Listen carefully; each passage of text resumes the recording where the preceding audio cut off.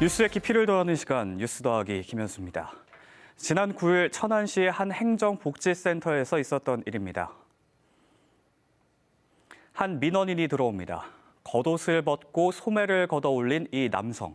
화가 난 듯 공무원들에게 삿대질을 하고 소리도 지릅니다. 발급받은 여권에 불만이 있었던 이 민원인은 행정복지센터 이곳 저곳을 누비며 난동을 피웠습니다.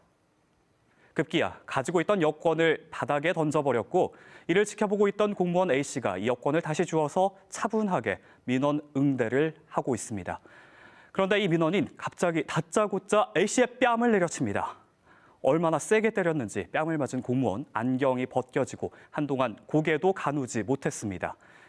공무원을 폭행한 뒤에도 이 민원인은 한동안 분이 풀리지 않은 모습이었는데요. 다른 공무원들이 민원인에게 물을 떠다 주면서 달래는 모습도 보였고요. 신고를 받고 출동한 경찰이 도착하고 나서야 그의 난동이 끝났습니다. 뺨을 맞은 공무원 A씨는 지난해 입사한 20대 새내기였는데요. 입안이 터지면서 전치 2주 진단을 받았고 며칠간 병가 후에 다시 출근하고 있다고 합니다. A씨의 한 동료 공무원은 연차가 쌓인 공무원이라면 이런 민원인을 조심해야 한다는 걸 알았을 텐데 일에 대한 열정이 있었다면서 신체뿐만 아니라 마음의 상처도 컸을 것이라고 염려의 말을 전했습니다. 자기가 요구하는 것이 즉각적으로 받아들여지지 않으면 그것에 대해서 분노하고 화풀이하고 심지어는 폭행까지 쓰는 그런 일들이 사실 비일비재하다는 거죠. 그것은 내가 너보다 더 나이도 많고 또 내가 너에게 내 세금으로 봉급을 줘서 생활하는 그런 계층이 공무원이다. 이런 잘못된 생각을 갖고 있는 사람들이 일부 있다는 것이죠. 폭언과 욕설, 협박, 폭행의 성희롱까지 민원인에 의해 발생하는 공무원 피해는 지난 2020년 기준 3년 만에 11,000여 건이 늘었는데요.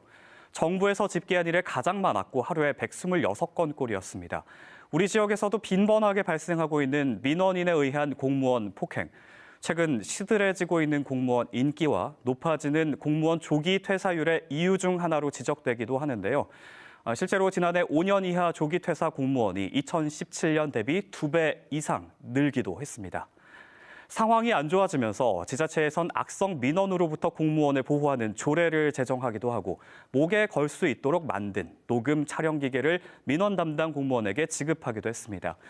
이번에 공무원 폭행이 발생한 천안도 마찬가지였는데요. 아직은 큰 효과를 못 보고 있는 겁니다. 이런 폭행 사건이 피해자가 처벌이 너무 약하다. 좀 강력하게 처벌해줄 그런 법적 규정이 만들어져야 된다고 보고요. 도청이나 정부 부처 이런 곳은 누군가 들어가려면 신원 확인하고 이런 절차를 다 거쳐야 되는데 유독 지방자치단체는 그렇지 않다는 거죠. 누가 들어오는지 어떤 부서에 가는지 누구의 인계를 받고 뭐 이런 절차가 좀 마련이 돼야 되지 않을까. 장기적으로는 학교 같은 교육기관에서 공무원과 국민의 관계에 대해서 올바른 교육이 필요하다는 전문가의 의견도 있는데요. 국가의 역할 중 하나는 국민들의 안전을 지키는 거죠. 그리고 그런 국가의 일을 맡은 공무원들, 그들의 안전이 위협받는다면 나와 내 가족의 안전도 위험해질 수 있다는 사실을 기억해야겠고요. 부당하고 악의적인 민원으로부터 공무원을 보호하기 위한 국가 차원의 법과 제도에도 빈틈이 없어야겠습니다. 지금까지 뉴스 더하기였습니다.